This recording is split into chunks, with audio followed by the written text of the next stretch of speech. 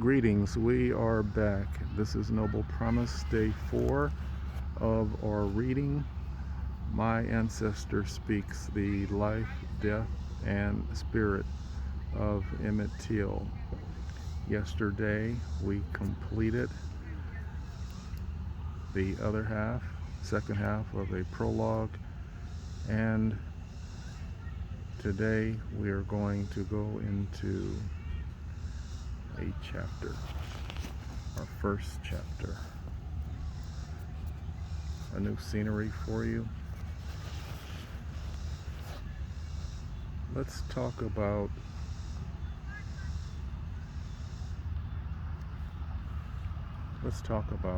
Malcolm X. Malcolm X was a prolific writer. He read a lot and he was wise. So here's a point of reference to his wisdom, and every chapter will begin with a quote from a noted author.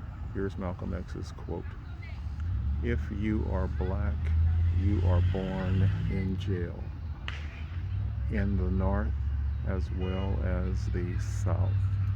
So that will be one of the chapters start. It's not determined yet, and just as a reminder, we are here as a collaborative. On your behalf, I welcome your comments and feedback. Beta readers of a sort you may be, meaning that you have a preview of the book before it is complete, and with your input the book will be more appealing. That's the plan. We are at the second rough draft editing stage, and here we go. This is the 4th of July, so there will be some background sounds during the course of the reading. As an antidote, personally,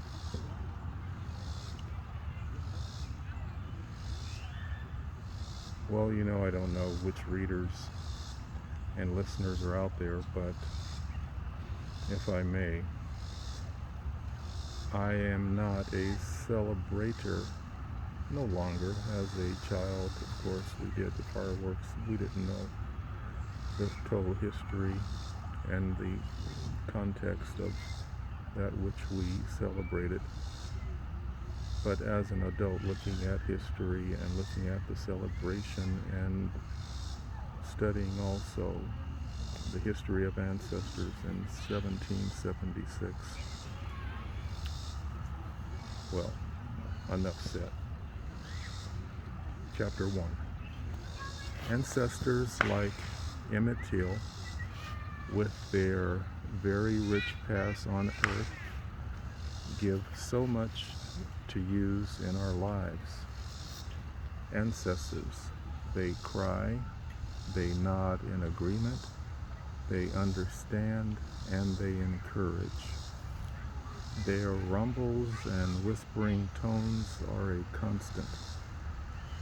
It is their voices that ring clear, even when the chattering of the world is loud in your ear. One needs only to believe, to listen with the spirit of a non-secular ear, and there you are. Their spirits remain throughout eternity. Listen with soul power, and you hear the reverberations of language and personality within reach. The ancestors are there for the taking. From their ancient drumming to knowing their presence in the world, they offer us the treasures of kinship from their earthly creation and both physical and spiritual invention of our very existence. The ancestors speak. Paragraph 1. Paragraph 2. Conversely, the challenges of hate and degradation. Oh, say, can you see in America, with the shadows of gloom hovering in the forms of isms and white supremacy, by the dawn's early light, the foes of civility indeed.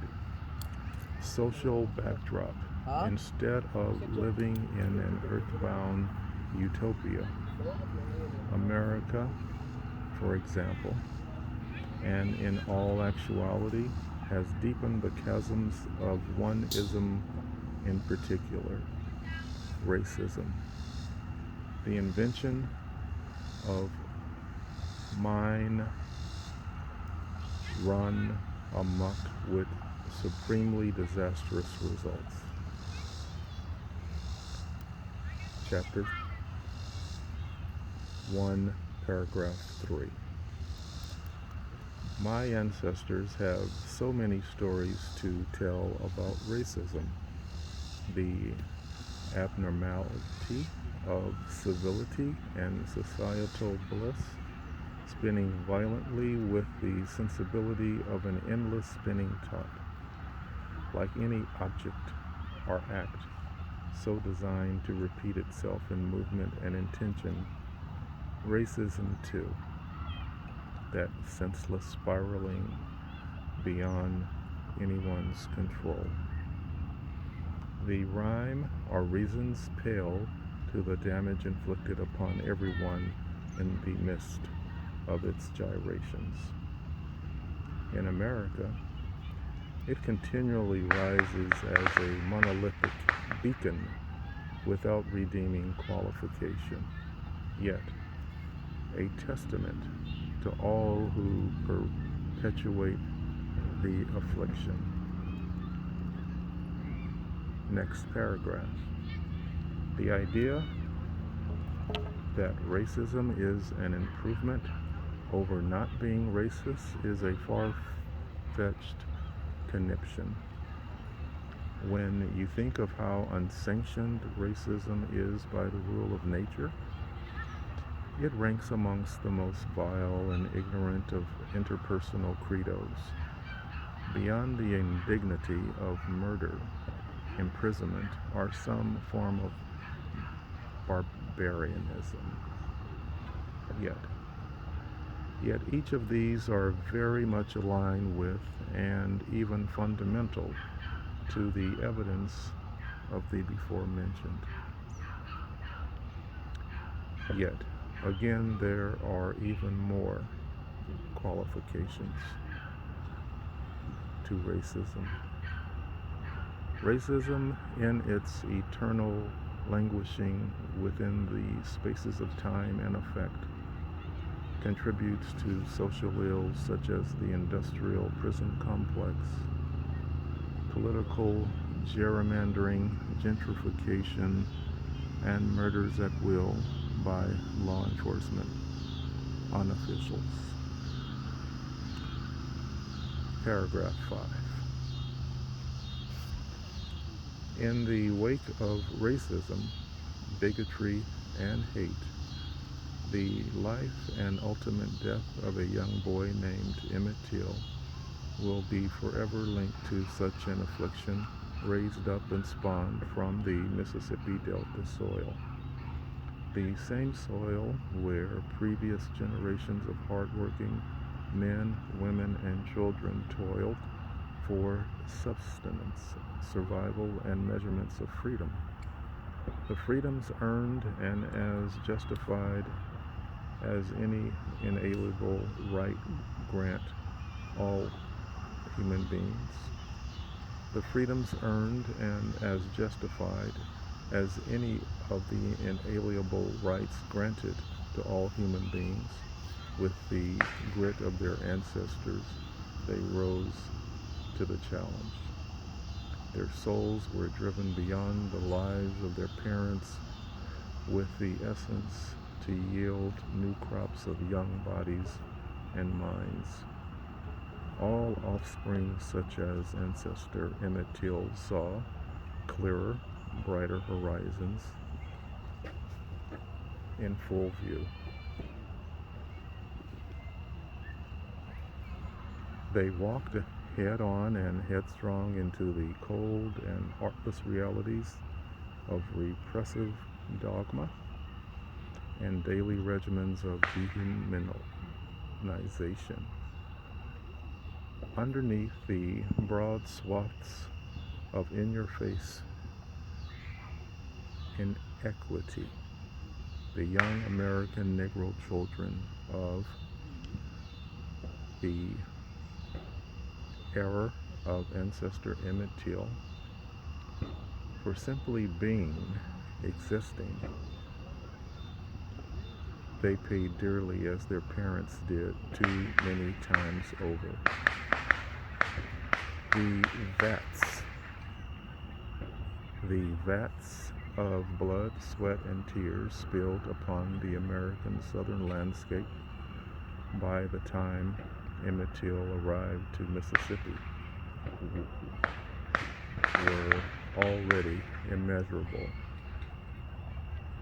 Let me repeat that sentence. The vats, those large containers of blood, sweat, and tears spilled upon the American southern landscape by the time Emmett Till arrived to Mississippi were already immeasurable.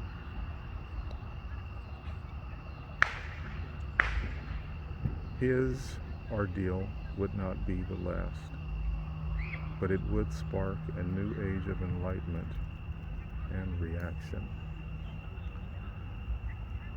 Tomorrow we will continue with the reading, and there is a contest of sorts. For every video there is an image of something that relates to the life saga of Emmett Till. The idea behind this contest of sorts is to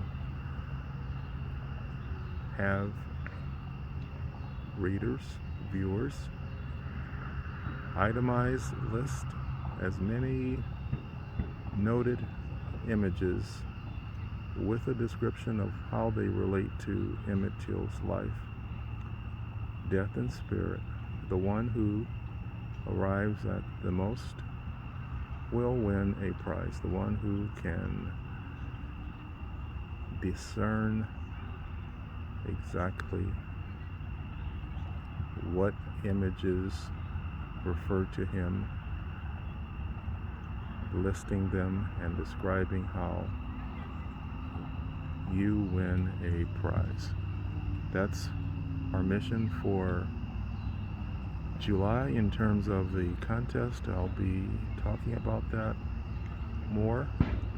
I want to also mention this will be a daily video showing during this month, the birth month of Emmett Louis Till, born July 25th, 1941. He would have been 80 years old this July 25th. So, as I'm signing out, here comes a speed. See, I've never been on one of these. This is called a, what is that called? A motorboat?